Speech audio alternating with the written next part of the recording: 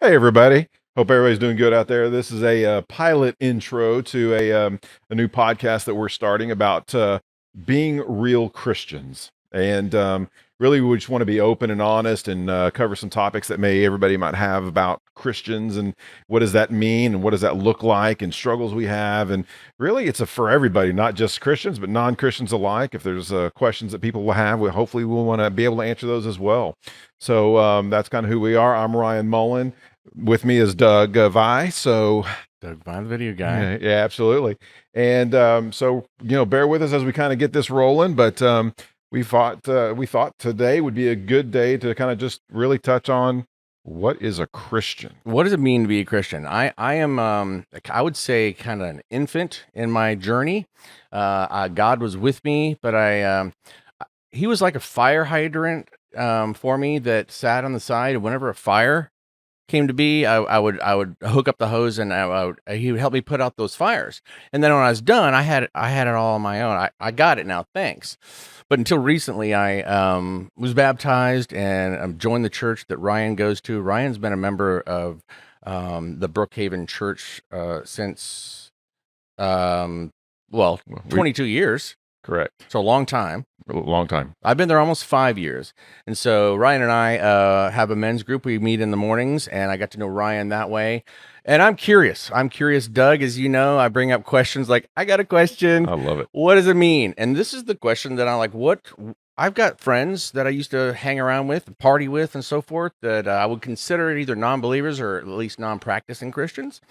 And now that I kind of see through these goggles that I've got on now, which are really neat and colorful, I often wonder, what do some of those friends I have or non-believers, what do they think? What does it mean for me to be a Christian, and what should they know? What's different about Doug?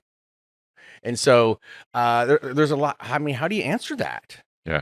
So my first thing is I tell my non-believer friends, I'm not different.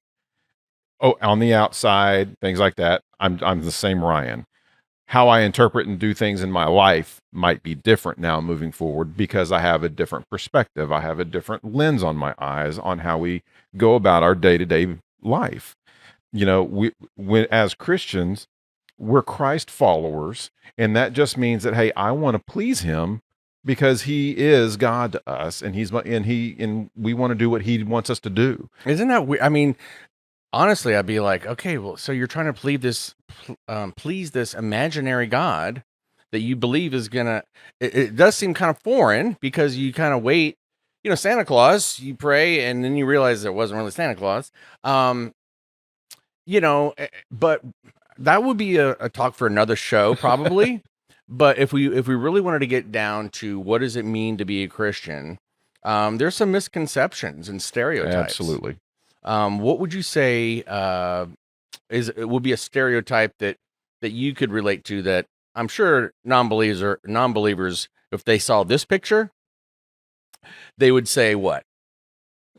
So there's a couple of them that have hit me in my life, and one, I've been called hypocrite, mainly because they think that we're supposed to be perfect in all sense, and we're not. We struggle just like everybody else does, and then they think we're kooks because, like you had mentioned, this invisible God, made up God that they haven't experienced, but we have. We're not kooks.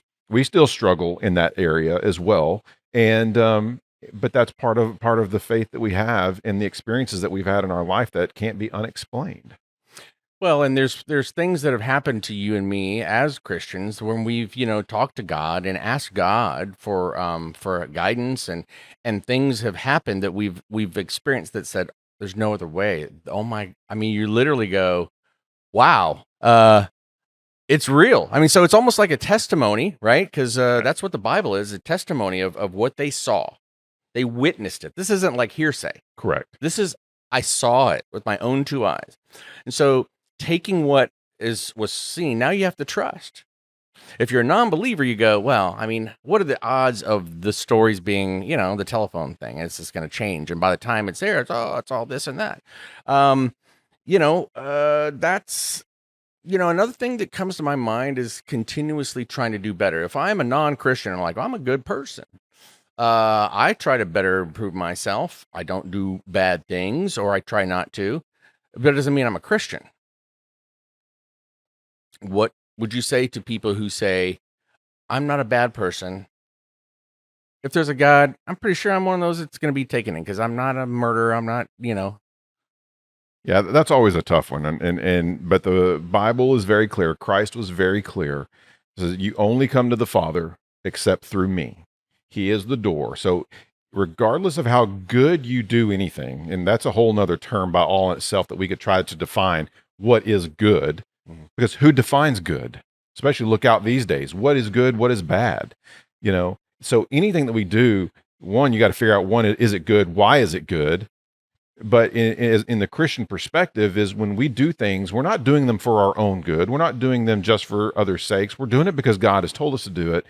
And therefore, it's through Jesus that we're doing things, not on of ourselves, not for any other reason, but because we're trying to please Him. And through Him only can an item be considered good.